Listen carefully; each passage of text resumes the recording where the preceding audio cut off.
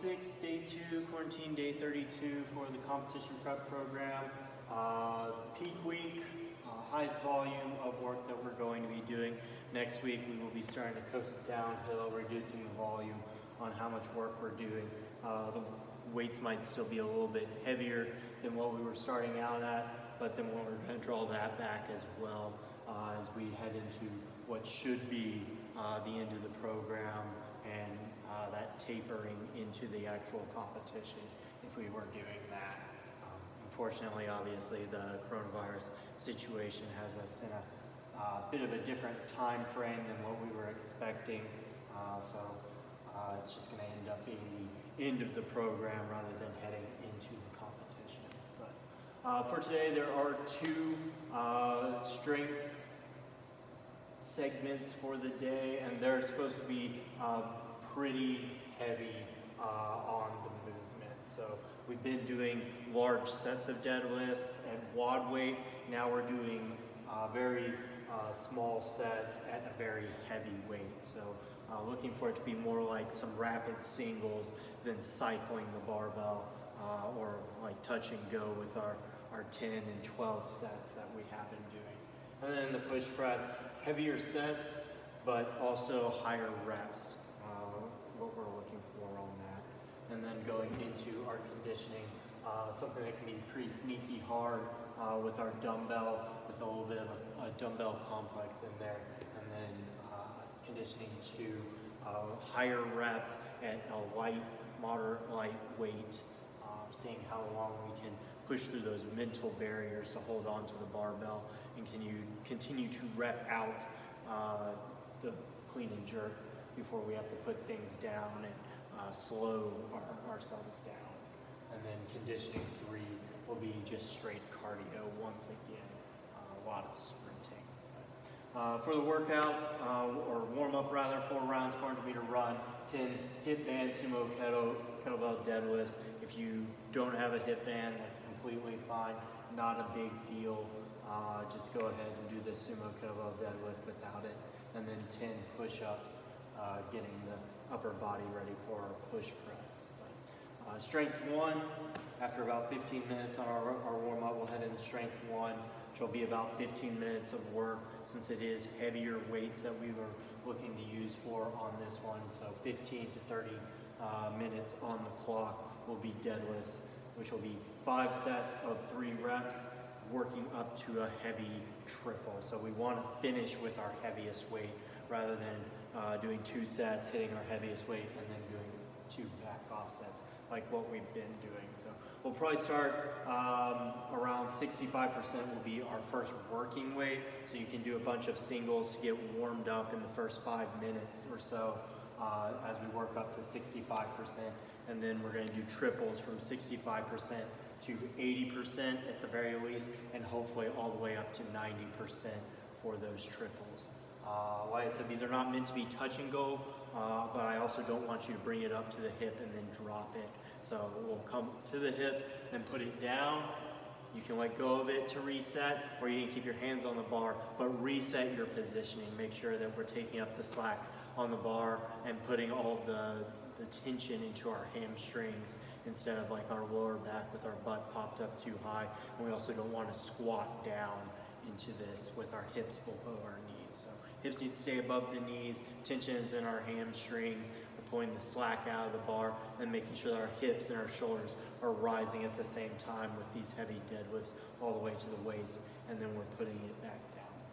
If you don't have heavy enough weight to get up to this 80+%, then we can slow down the eccentric. So we'll come explosively up to the hips as fast as possible, and then we're going to take about 4 seconds coming down back to mid-shin, touching on the ground, reset, and then coming back up explosively.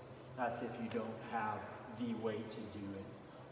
If you don't have the weight, but you have a number of bands, we can do these as banded deadlifts. It'll not exactly the exact same idea we'll be working on with that, but it will add weight to the barbell and make it that much more difficult, and we get closer to this 80%, 90% that we're looking for on the deadlifts. So about 15 minutes to do this, so you should have a couple of minutes of rest between each of your sets, and hopefully hopefully getting up to that 90% range on the weight for it for our final triple. And then from there, we're going to go into our push press. We should be about the 30-minute mark on the clock for the workout. So 30 minutes to 45 minutes, we'll go into the push press. That is, if you're doing all this in one workout. Go into the push press, do 10, 8, 6, 8, 10. We're looking for about 60% on the 10, then going up to 70% on the 8, and then it's up to you how high you go for the next 6. But this next 8 needs to be higher than the 70%, and then the 10 needs to be at least 70% of what the weight was earlier. So we want to be heavier on our 8 and our 10 than when we started.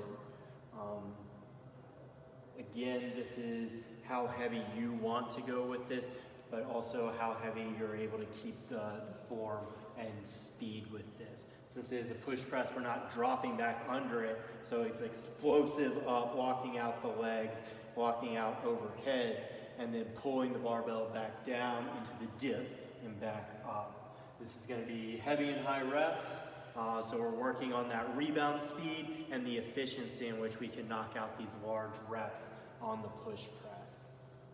This should take us about 15 minutes as well, so looking between the 30-minute and the 45-minute mark if you're doing this all in one session.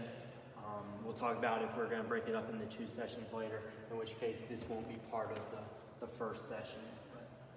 Then conditioning 1, 2 rounds of 30 dumbbell box step overs, and then 10 dirty dumbbell complex. The dirty dumbbell complex, it's with 2 dumbbells, doing a deadlift, and then a clean and jerk, and then coming all the way down and going into a cluster for it. Do not underestimate this dumbbell complex. Especially if you're doing it with heavy weights, it's going to get really difficult. If you've only got 1 dumbbell, then you need to be, you can do 10 on each side for the dirty dumbbell complex, which is going to make it that much longer of a workout. But also with these 30 dumbbell box step overs, that's going to be pretty hard too. We're looking at 2 rounds, 3 minutes of rest, then 1 round of that same sequence. Really looking to try to find a pace on this first set, making sure that we're not going out way too fast, especially on these 30 dumbbell box step overs. If we do that, especially if we're using like 50-pound dumbbells, that's really going to wear us out really fast. By the time I even get to the dumbbell complex, I'm not going to want to be able to do anything because I've gassed myself completely on the box step overs. So grinding pace on all of this, and don't be surprised if you actually get time capped on this. There is a 20-minute time cap for conditioning 1 because this has the potential for you to go out too fast and then not be able to finish it because you already wore yourself out too much and are unable to actually get through the entirety of the work on this one. So be careful with this. Let's find an efficient pace, a grinding pace that we can maintain for a long period of time.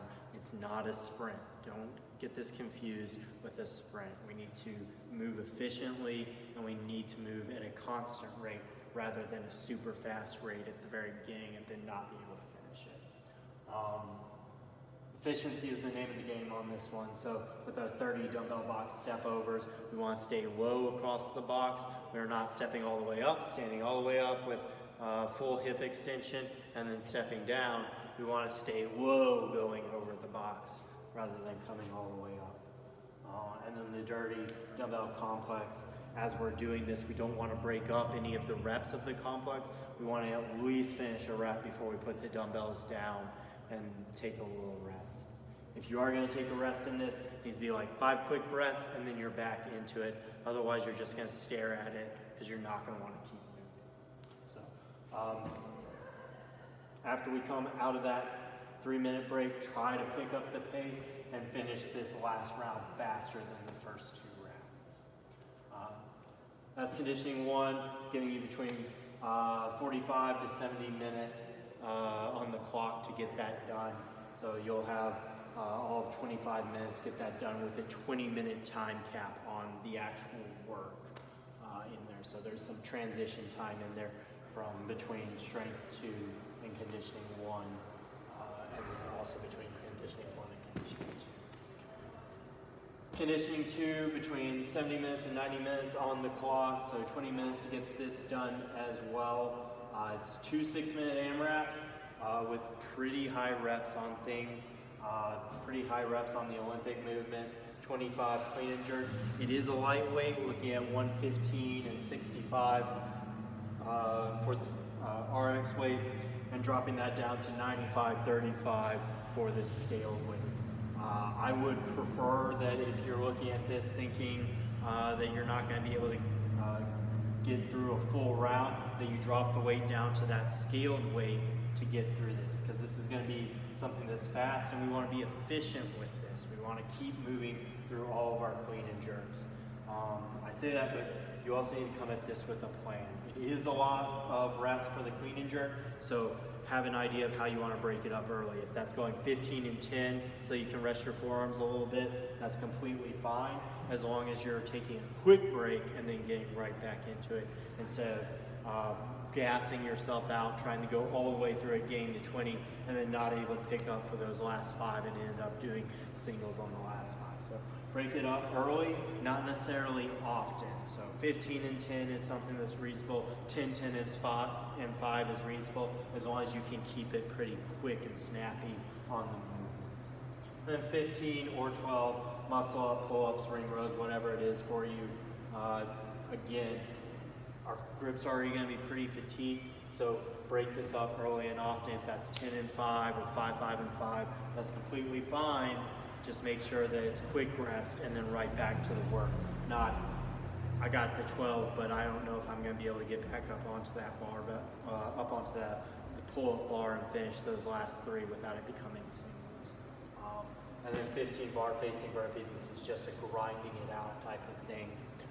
Grinding out your bar facing burpees and not stopping and spending a lot of time laying there on the ground or just staring into the next rep. You need to move consistently, not necessarily fast, but at a pace that you're able to maintain the entire time. Then 4 minutes rest between the AMRAPs, and then you're just going to pick up from where you left off on the next AMRAP, pushing through this 25 clean and jerks, 15 or 12 muscle up pull-ups, ring rows, and 15 bar facing burpees. So come at this with a plan and stick to your plan for as long as possible before you have to start breaking it up into even smaller sets. Right? It is only 6 minutes on each of the AMRAPs, so hopefully you're able to maintain that plan for the entire, at least first 6 minute AMRAP. And then you're going to get that 4 minutes of rest to hopefully attack this again with the same plan. If not, you can vary up your plan if you're really just smoked because you've done all the other pieces before that.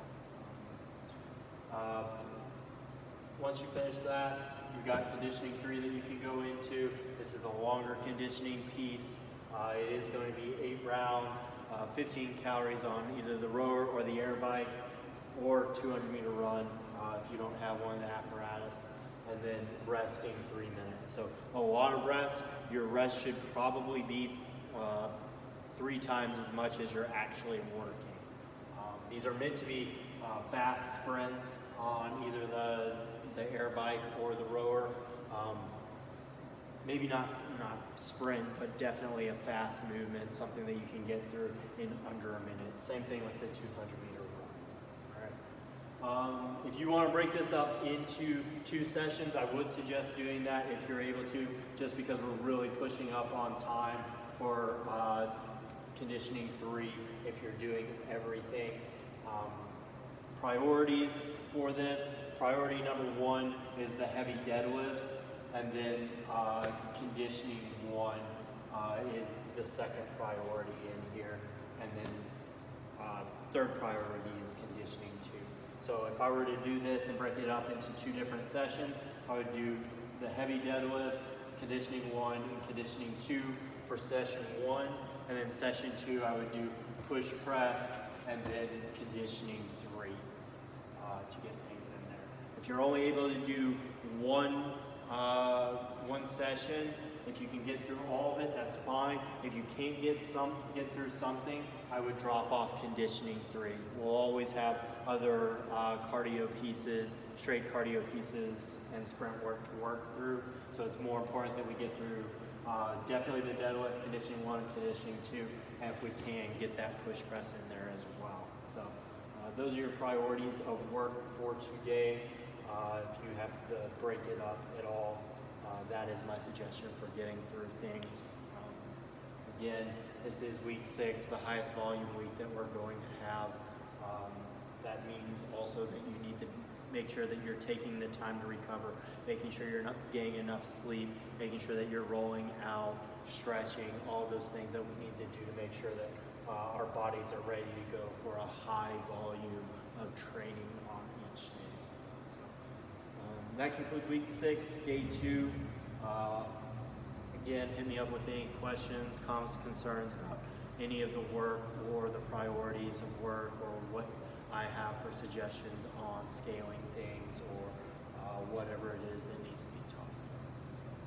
So, good job coming through this far. I know it's been difficult with the quarantine, stay-at-home thing that we're going through right now, but we're almost through with our conditioning, our comp prep program.